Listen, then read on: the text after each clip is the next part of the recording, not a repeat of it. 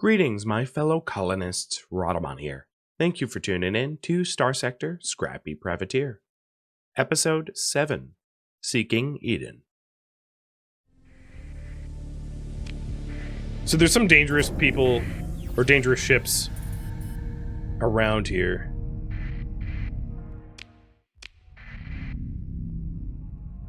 They're gonna be careful being in the system, it's not safe.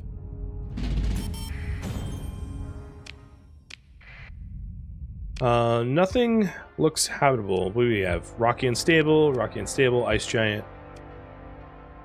Yeah. There aren't any planets here that are going to be good colony contenders. I could tell that from the preliminary coming into the solar system.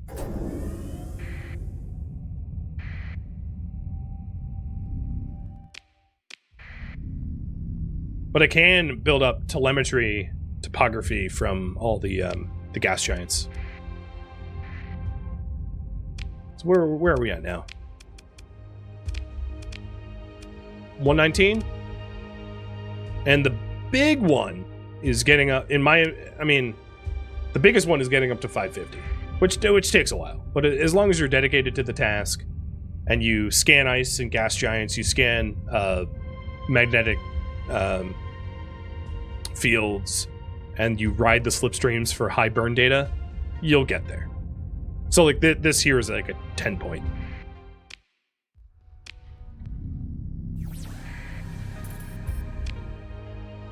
And if you're wondering, you can't return, like once you've scanned an area, there's no benefit to going back. I can't scan anything twice.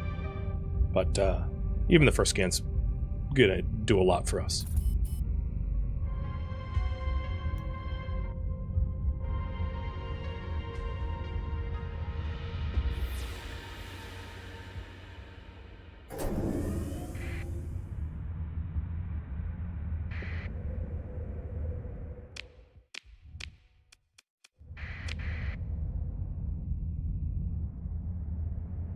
So if you're wondering about what I am surveying for, the first world I would really like is one that does not have... one that would benefit from the fullerene spool that I have, which means no extreme tectonic or extreme weather. Ooh, a research station. And then also one that is habitable, so that I don't have to spend an enormous amount of money to colonize it. Yes! This research station had so much topographical data. Oh, that is nice. Also, shield for Omni shields, insulated engine assembly, so that's really good for smuggling and stealth. It reduces the profile by 50%. Defense targeting array, which is good for anti-fighters, and advanced turret gyros. Not bad find. Plus all these weapons. Whoops. Wrong direction.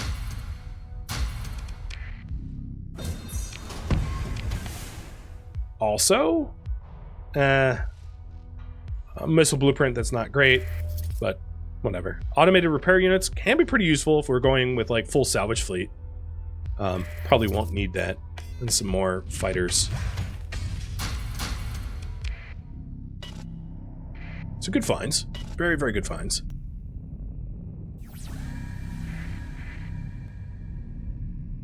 Oh, I had already scanned for topographical data. And then all of these planets have mag fields, so I can scan those too.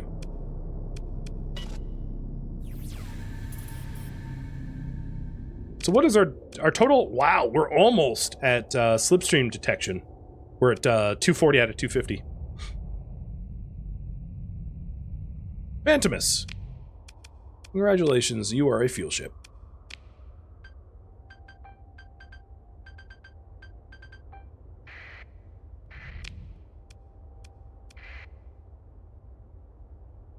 Oh, I didn't do prelim scans here. Whoops. Let's go back.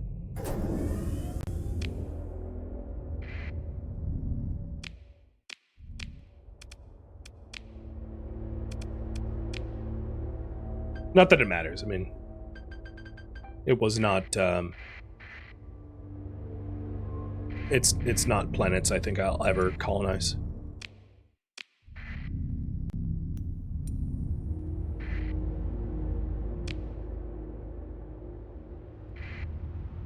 There is one really easy way to get this sort of initial data, which is to unlock... where is it? Where's the sensors for the... Yeah, here. The remote survey makeshift equipment, which is probably one I'm going to want to pick up sooner or later. Makeshift equipment's really nice, and allows you to survey... do a preliminary survey of everything within 5 of these grid units. Sort of like the way active sensor bursting works, where you come to a halt and you let out a huge burst, so it's not good to use in systems that are hot, full of hostiles, but it's a really easy way to detect the habitability of planets from afar. Plus, that skill comes with other benefits. Reduces monthly supply consumption, and makes it cheaper to survey planets. And then, if you run enough surveys where you don't need it anymore, you can always use a story point to get rid of it.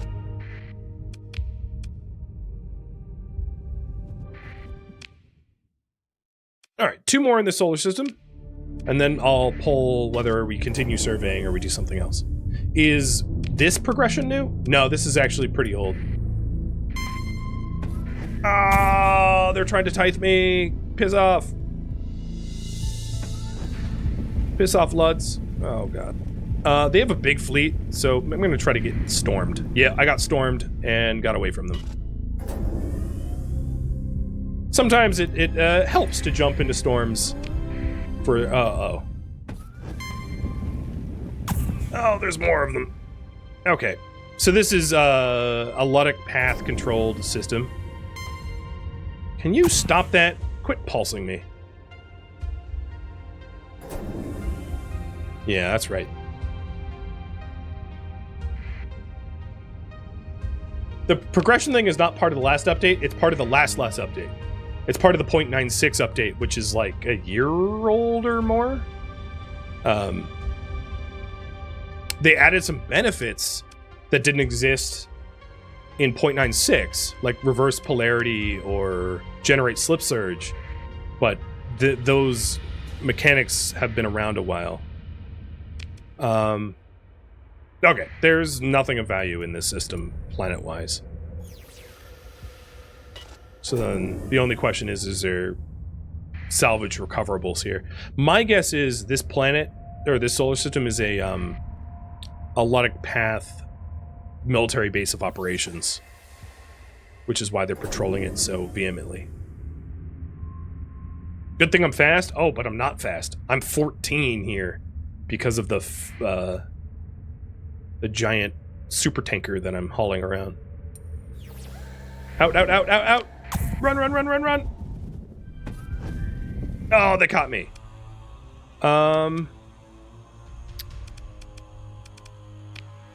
I will pay the tithe. They basically are just trying to tax me, and I didn't want to get taxed. But I have a lot of money, so I can pay the taxes. So,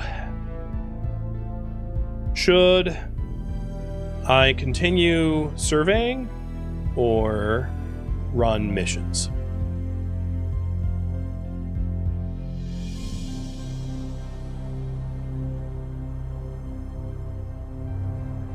Have you guys decide?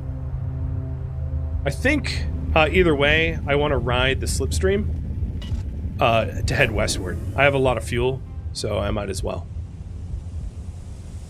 So if you want me to continue surveying, I'm kind of working towards that now.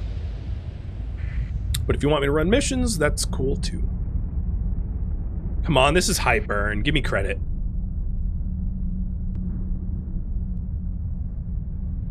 I'm like using no fuel. It's amazing. How did I not get high burn? Whatever. Well, we're here in a new solar system. Oh, there we go. High burn readings. There we go.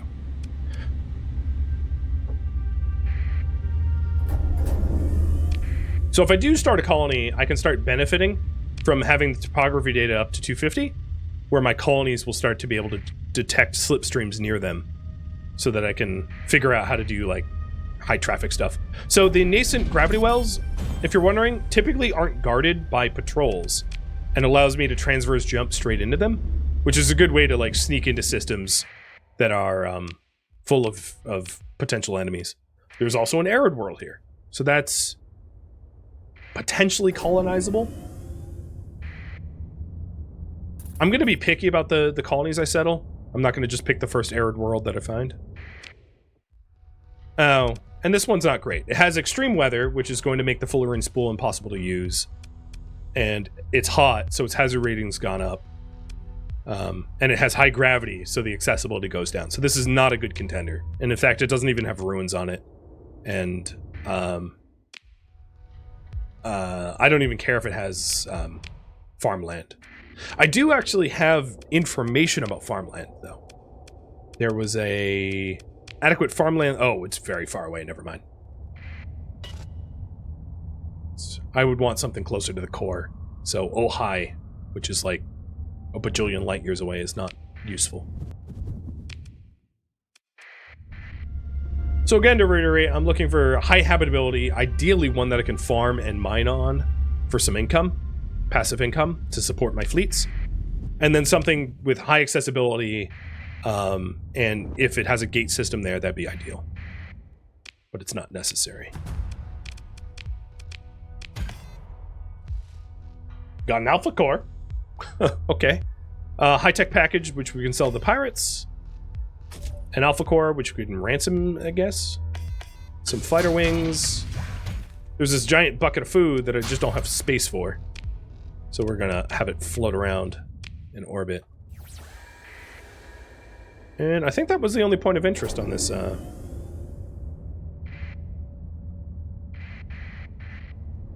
So the only thing I can do with the alpha cores is to create stable points. If the solar system has 3 or fewer, or 2 or fewer stable points. So it's very useful to have alpha cores, even if I'm not using them for pilots or governance. They still serve a bit of a purpose. They're also worth a lot if I need the scratch, but I don't. We're sitting on a bunch of money. Okay, let's not jump in there, because it's guarded by something dangerous. So this would be good. The other thing is the gravity well of the primary star is usually not that highly guarded either, because ships don't like to sit in solar flares for pretty good reasons. So if you need to get into a system that you think is guarded, jumping in where the star is a pretty good safe bet that you won't be immediately attacked. Oh, another ruin.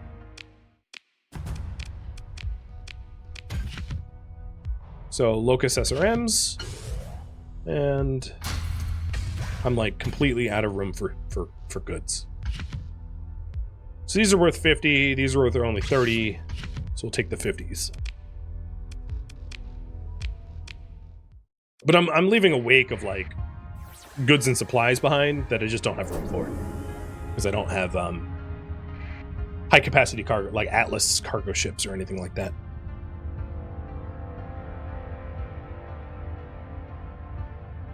And you guys decided for me to continue surveying, so I'll keep it up. At some point, it makes sense for me to drop the Prometheus off, because it slows me down pretty considerably, even though it increases my my survey range. It would be probably faster to move fast and have to refuel more frequently than to move slow and not have to refuel. Because I'm not trying to survey things that are like far away from the galactic center.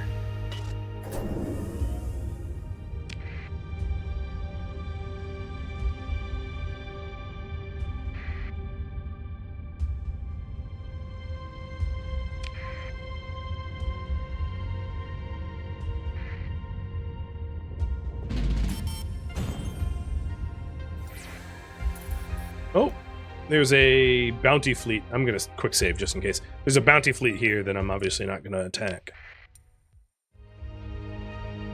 And then some topographical data.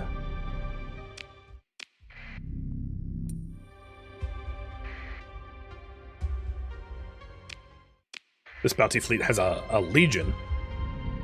So you can see that I'm neutral with them, so they're not outright attacking me. So as long as I don't attack them, they're not going to bother me. Which is great, now that we're not actively hostile with the pirates. They, I don't need to worry about them so much outside of, like, story-based attacks. Like, retribution for smuggling or drug running or something like that.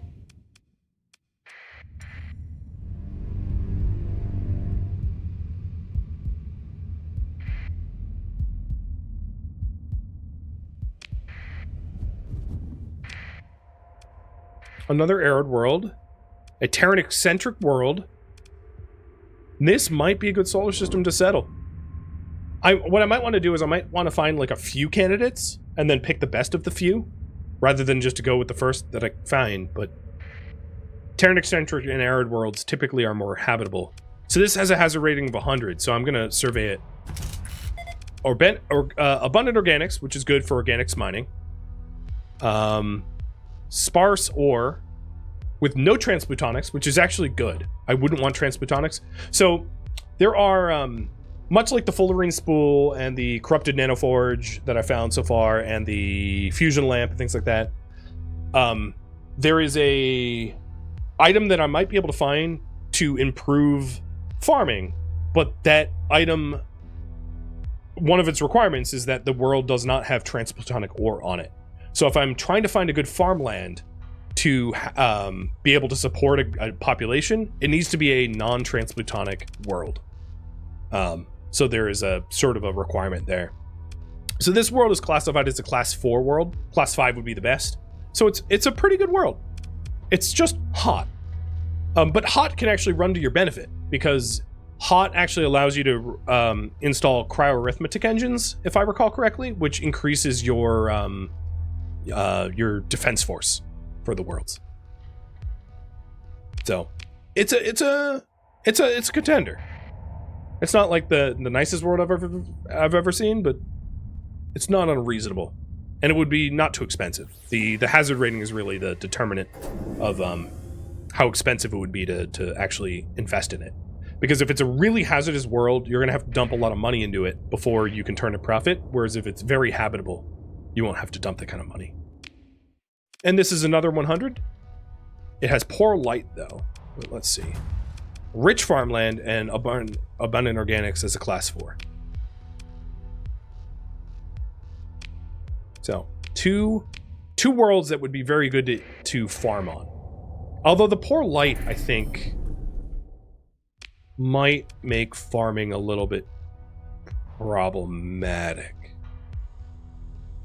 I forget if that's a modifier. I'll have to look it up. Starsector colony mods. Is there a wiki on that?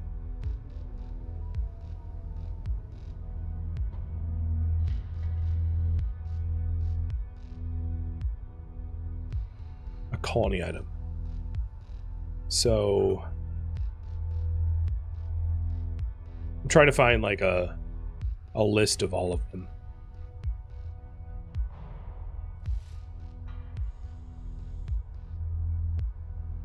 I should have printed out a list ahead of time. I forget what is it, farming nanites? I think it's called. Or soil nanites? Soil nanites. So soil nanites increase farming production by 2, but it can't have transplutonic or volatile deposits on the planet. Okay. So I think that the poor light doesn't matter. So if I wanted... The reason to pick farming worlds is... One of the goals of the series is to have, like, black market trade. And most of the black market goods, the organs and the drugs, you get through high pop worlds that are well supplied and supported. So farming worlds is kind of where it's at. So this is a pretty decent solar system to consider. So maybe finding 1 or 2 more, and I'll pull the trigger on one of them. So let's work counterclockwise and do the Manuela Nebula, because we already know that Alpha Man. What did I leave in Alpha Manuela? Ships? I left something. What did I leave there? I forget. And surveyables?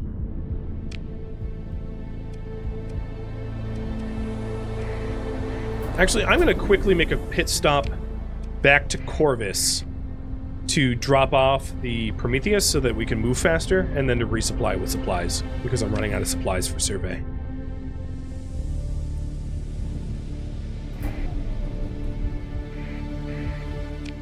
Huh. Another floating mule.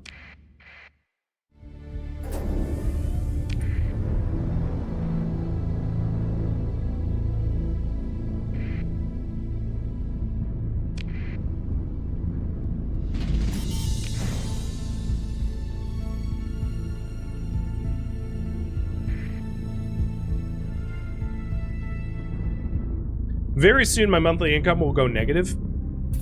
The way the game works, it sets you up with a stipend from the academy, from, you know, because you graduated as a graduate or whatever, to give you a little bit of like monthly money, but eventually those funds run out, which is all the more reason to invest in setting up a colony that produces passive income, because without that, then we're going to need to be running missions regularly to pay the bills for crew and captains and the like. So it does get to be expensive if you don't start producing passive income.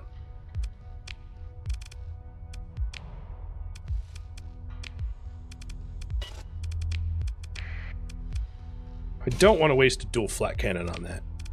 Dual flat cannons are actually pretty nice weapons. I'll just put like a Vulcan there.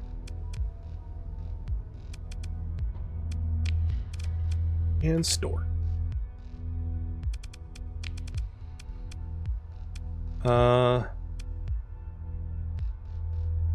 Steel boot has a max burn of 8. I don't think my range is going to be all that great unless I take another fuel ship of sorts. Because 290 is really low.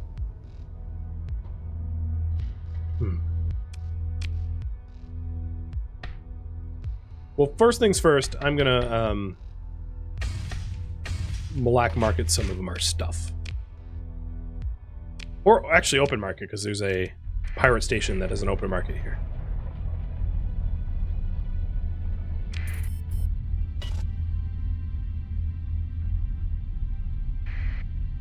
So what is our range right now?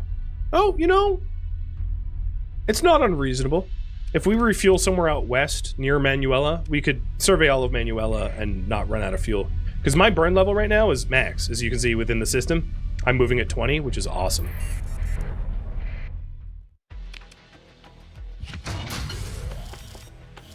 So I'm starting to sell the pirates high-tech blueprint packages, which means that in doing this, they will start to roll out Furies, Shrikes, and Wolves in their standard fleet, because I'm giving them the information about that technology. On purpose.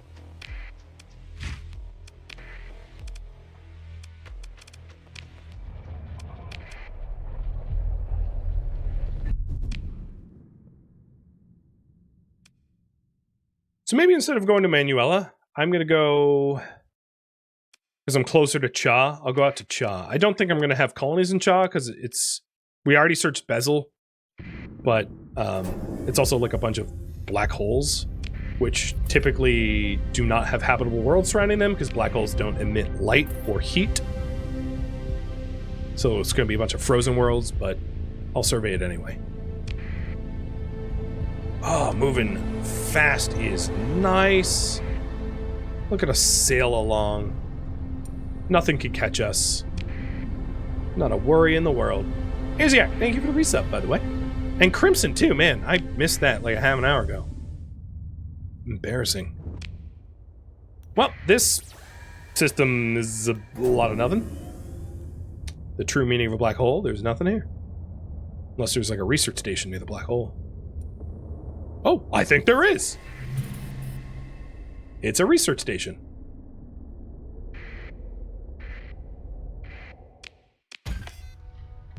So, longbows? Nice, I really like longbows. IR Auto Lance blueprints. Manticore blueprints. Shield shunt. Resistant flux conduits, that's kind of nice. Recovery shuttles, good for carriers, I guess. Some weapons. Storm Leader is kind of, Needler is kind of a blah weapon. It's actually really bad, but it's free. And salvage. Expanded deck crews. So that's nice for fighters. I've been getting a lot of fighter mods. Molnir cannon's kind of okayish. And that was enough experience to get another story point. No, not bad. Not a bad thing. Not in this black hole. Next up, Zenobia. It's also lightly guarded. Maybe by Pink Panther. No, it's a pirate system. It's fine by me. I am on good terms with the pirates. Or good enough terms that they won't kill me. So there's a barren world. Barren. Okay, there's not really going to be any colony opportunities here. They're all kind of junk worlds, toxic and barren. But maybe there's salvage. Like an orbital habitat. So another high-tech, the same blueprint package that it just sold the pirates. So they're probably not going to be, there's really no benefit selling it again, but I do make money. A world without ruins. And I must say, being able to fly around at like 20 speed is just amazing. Ah, there's ruins here. Ruins that had a standard shuttle, a brawler. Do I want a brawler? No. Brawlers are kind of blah. And a gremlin. Gremlins are... So, it's a phase ship. So, phase ships phase in and out of existence, and when they're phased out, you can't hit them. They just build up flux. So, it's... They're really, really, really good harassing ships. With that said, the Gremlin is like the worst phase ship in existence, so it's not one that I want to use or take, because they're garbage.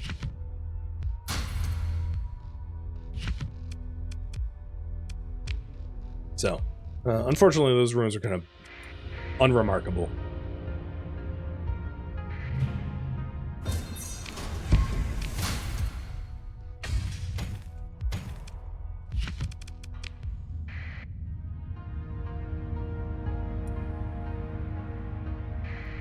That's probably just a pirate picket.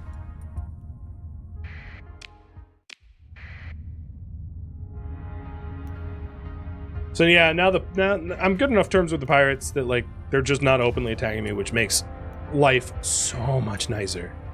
Being able to go around here and not be ganked. There's something to the northwest corner of the star, which I'll check out. Might be another research station. Oh, and this is ruins too.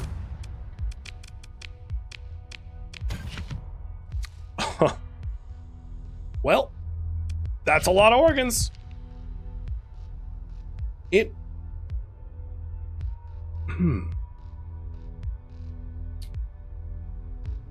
might be worth...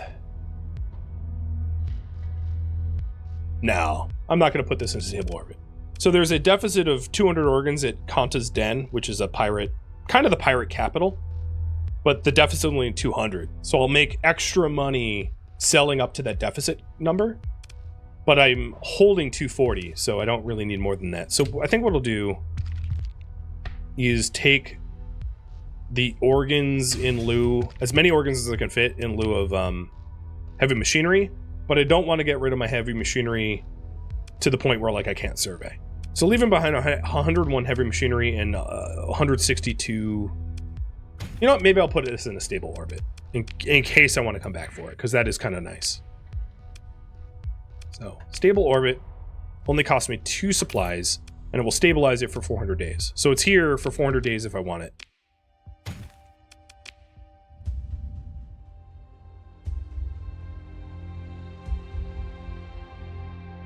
Hey, how is playing State of Decay 2 today, Brandon? And thank you for the raid. Thank you kindly.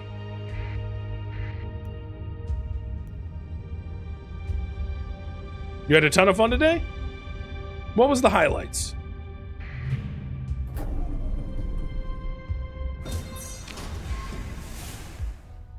A nebula. So a nebula is a very high crew capacity ship, and I'll take it.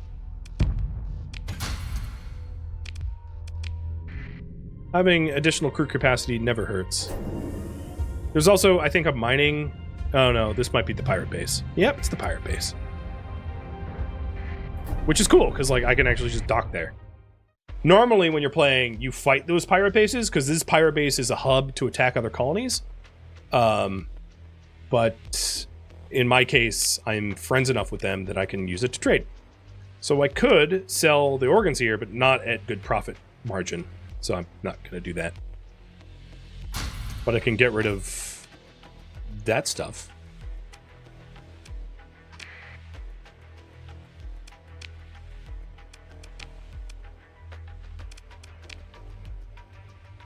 Oh, there's also an officer for an aggressive helmsman. You're hired.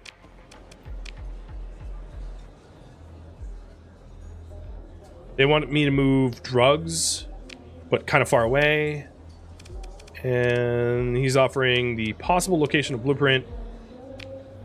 I'm going to donate some money to him, but he's not telling me about the location of any blueprints. So you had some, you did some Black Plague Hearts today in State of Decay? They're pretty nasty depending on the modifiers they're coupled with. They're a lot of fun. I've definitely been wrecked by them, though.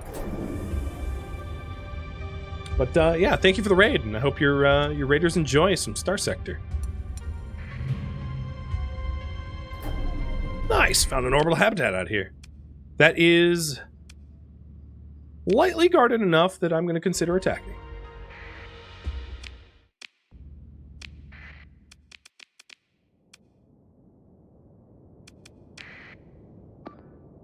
Put them on my wing escorts. So the automatically firing Reaper and Harpoon MRMs are not that effective, but like I'm even worse at using them. Oh, and this ship has a Reaper too, so I gotta be careful of it trying to reap me. The Reapers are like dumbfire missiles that just do a hell of a lot of hull damage. So getting hit by one is devastating.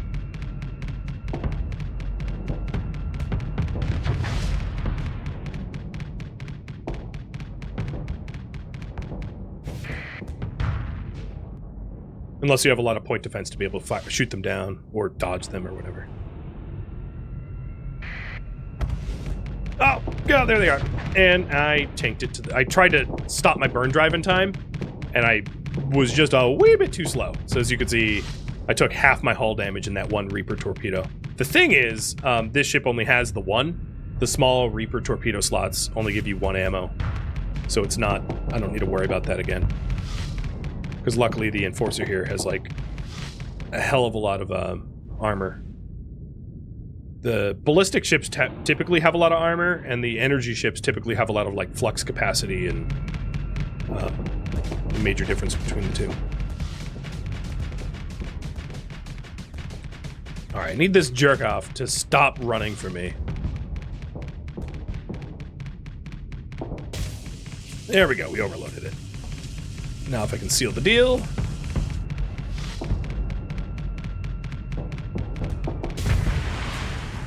Finally.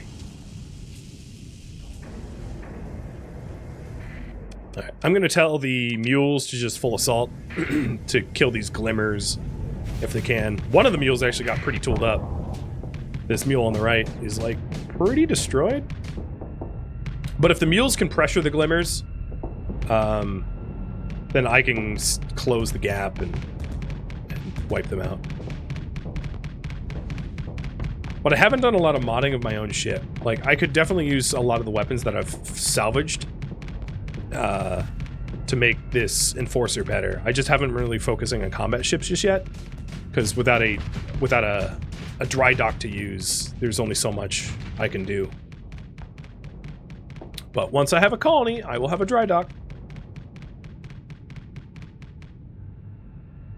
So all of these self-imposed rules that I have just ramps up the challenge even more. Alright, one down, one to go. I feel like if it wouldn't be too expensive to run with AA Scorpio, the Tempest. Tempests are really good harassing ships. They're very effective at like harassing harassers, because they punch a little harder than most of these like fast-moving ships. But they are fast in their own right, so they're really effective to use against like glimmers and wolves and other fast movers, phase ships, stuff like that. There's also the mechanic of like the AI controlled ships. Some AI controlled ships are like controlled well, and then other AI controlled ships are like absolutely garbage. So a huge part of the equation is like, does the AI control this well or not? And the AI control Tempest pretty well, whereas like other very powerful ships like the Doom, the AI controls horribly. So it's a weird factor to consider, but it is one that is important to consider. It's like, if I'm not going to be controlling it myself... Oh, the Lieutenant joined. And I got a Beta Core. Well, well, well.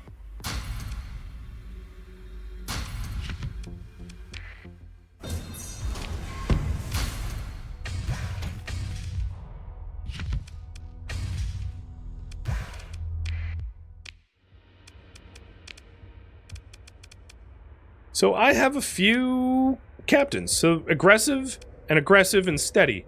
I have 3. I've been really bad at the raffles. We also have this this transport to do. So I have 4 things to raffle off. So let's trigger that. Finally run those. So I'll do the captains in order of experience, and then I'll do the ship, the citizenship. Cheers.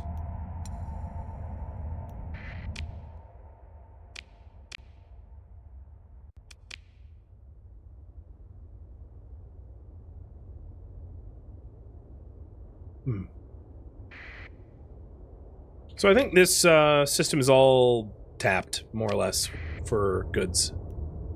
There's not much left here. So we'll keep surveying. Alta Delta Cha.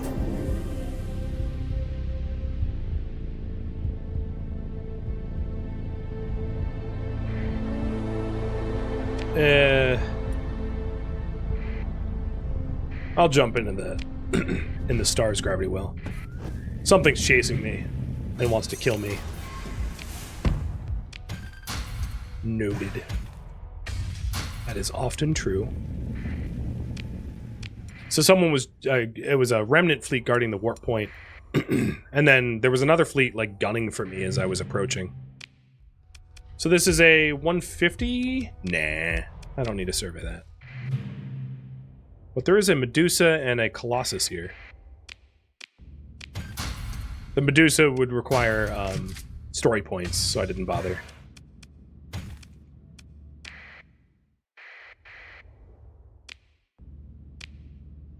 This Colossus is a cargo capacity ship. They don't move very fast, but I can recover it for free without story points, so I'll do that.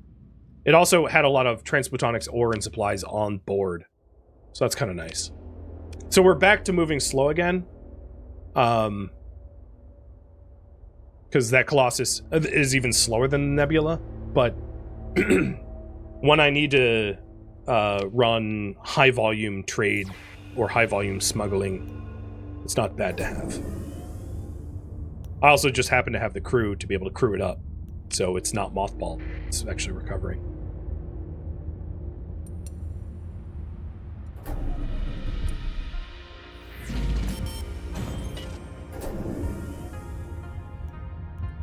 Is there a debris field up this way? Oh, probably from the combat. Thank you for tuning in to Starsector Scrappy Privateer, which originally streamed live on Twitch February 3rd and February 4th.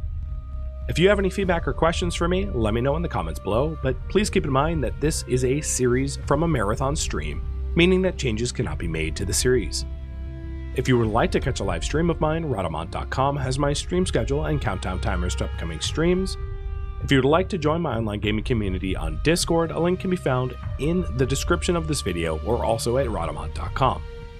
Additionally, in the description of this video is a link to the details about this series, if you're wondering about the scenario series rules or goals. Thank you so very much for watching, and a special thank you to my Patreon patrons, Twitch subscribers, and viewers like you that support the channel and made it all the way to the credits. Thank you so very much. Hope to catch you next episode or an upcoming stream. Farewell, my fellow privateers.